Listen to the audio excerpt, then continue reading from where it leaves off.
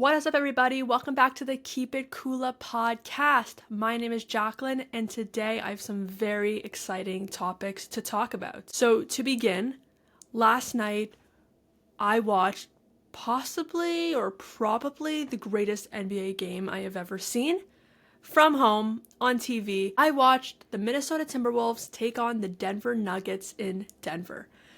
And that game was unreal from the jump. In the first half, the Nuggets pretty much dominated. I believe they were up by 14 points at one point. And in the first quarter alone, Anthony Edwards only scored 5 points, and he ended the half with only 10 points. He was having a bad game. Jokic was having a great game, and if you watched the game last night, you know how that ended, but I will get to that after, of how many points he ended up scoring. This game really took off in the fourth quarter. The Nuggets went on a huge run and were even up by 6 points at one point. The fourth quarter ended in a tie. That's when we saw some crazy basketball being played from Jokic and from Ant-Man, Mr. Anthony Edwards. Those two were going at it, obviously not guarding one another, except for at one point, Ant-Man was guarding Jokic, and it was just embarrassing to watch because he just looked like a little kid guarding Jokic. But anyways, that overtime was absolutely crazy. Back and forth.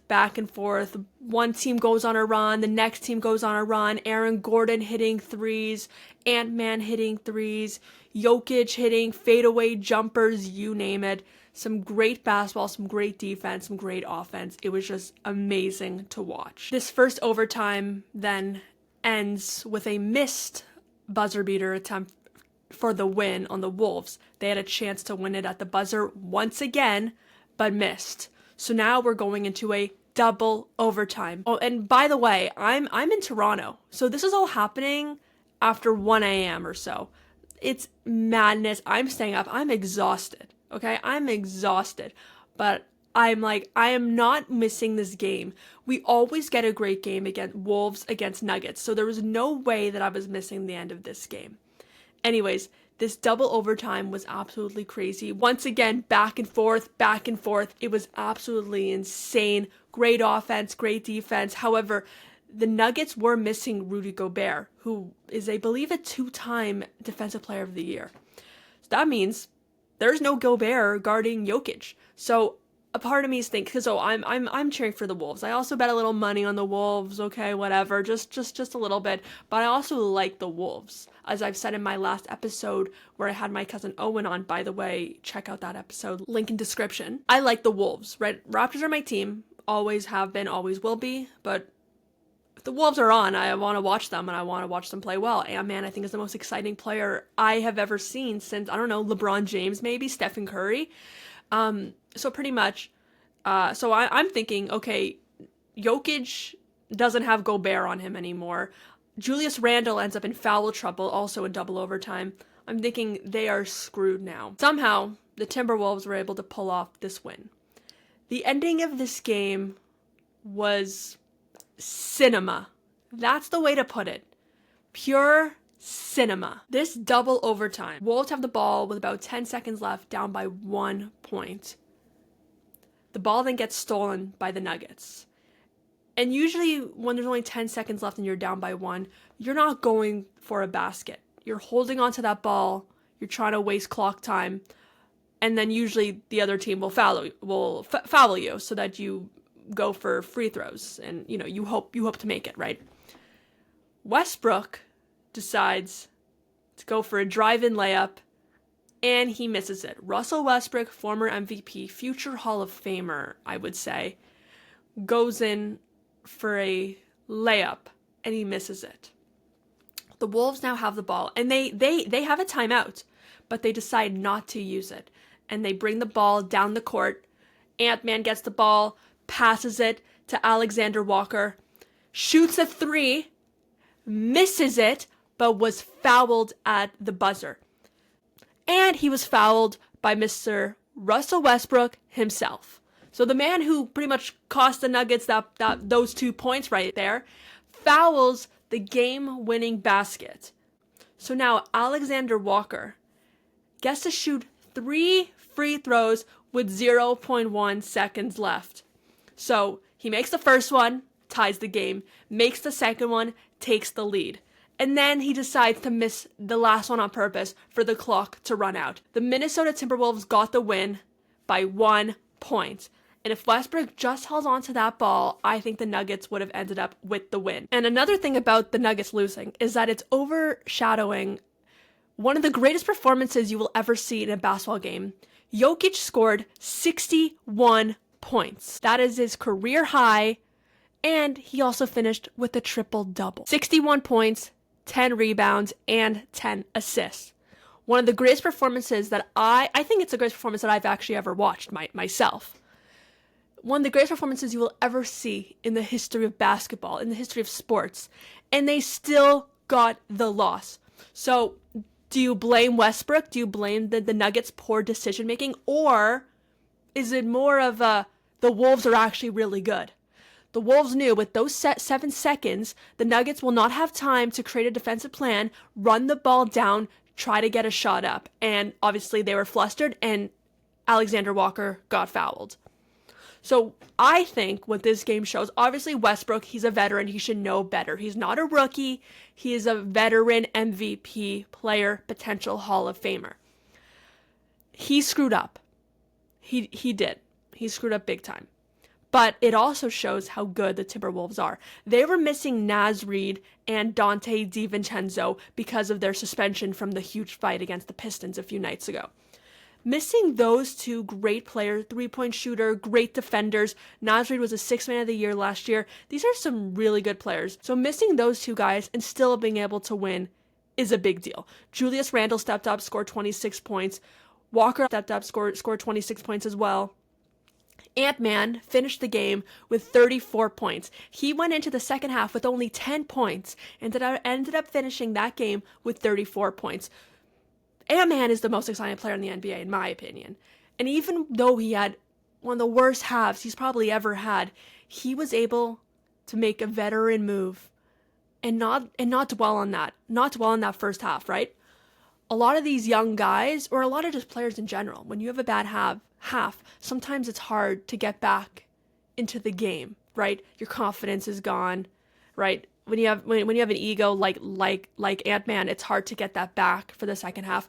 He got it back. He took those crazy shots. He took some crazy 3-point shots that went in.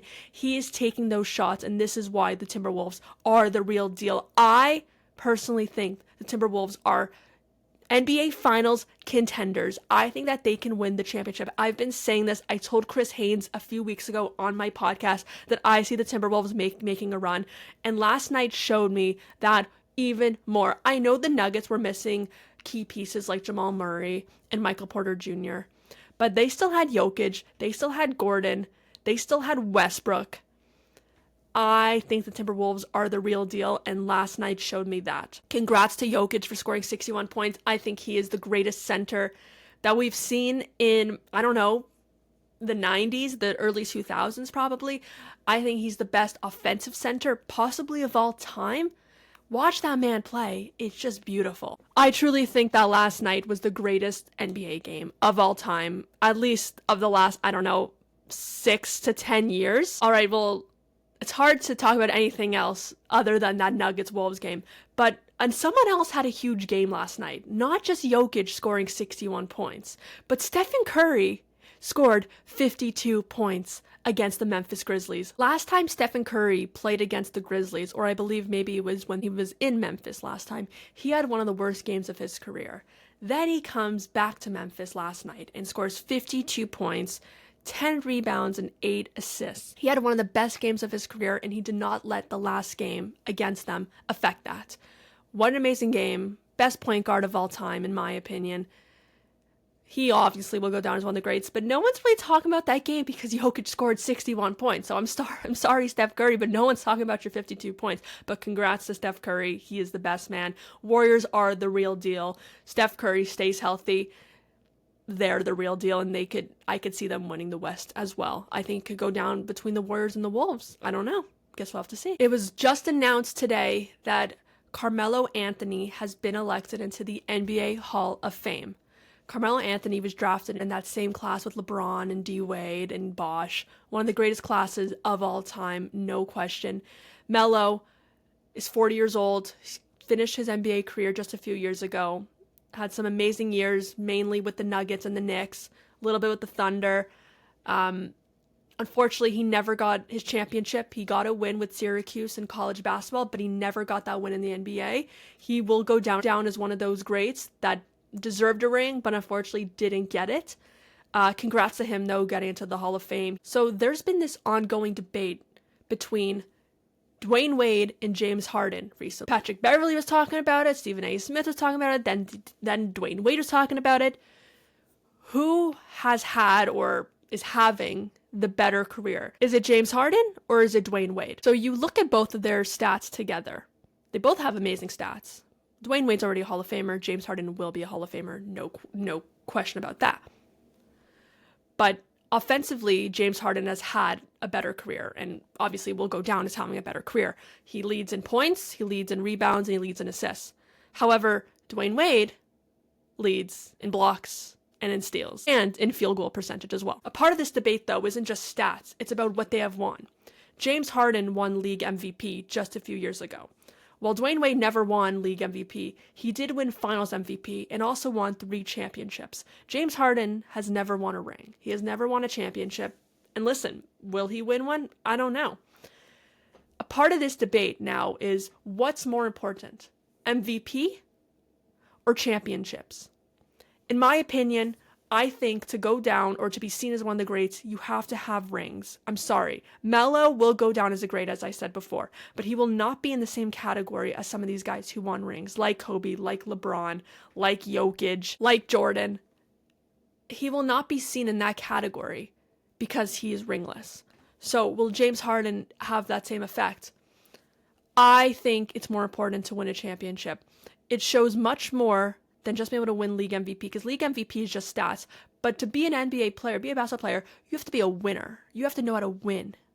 Dwayne Wade knows how to win. He did it himself and Shaq, and then he did it with LeBron James for 2 more years.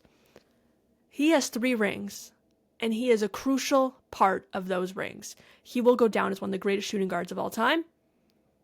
He'll go down as one of the best defending shooting guards of all time. And I think he will be seen above James Harden when it's all said and done. Unless Harden can finish out his career with at least 1 ring, then I think Harden could take over. But because he doesn't have any rings, Dwayne Wade is 1 step above him. All right, I just want to end this off too with a little bit of baseball talk. Baseball season has just started. I'm actually really excited about it. But speaking of baseball, there's been this huge viral new topic in the baseball world. And it's about a bat. Because the Yankees have started using something called a torpedo bat. It's this new invention that they have just started using this season. And it's making many of us a little bit confused, but also very intrigued. This torpedo bat is pretty much a bat that's custom to every player's sweet spot.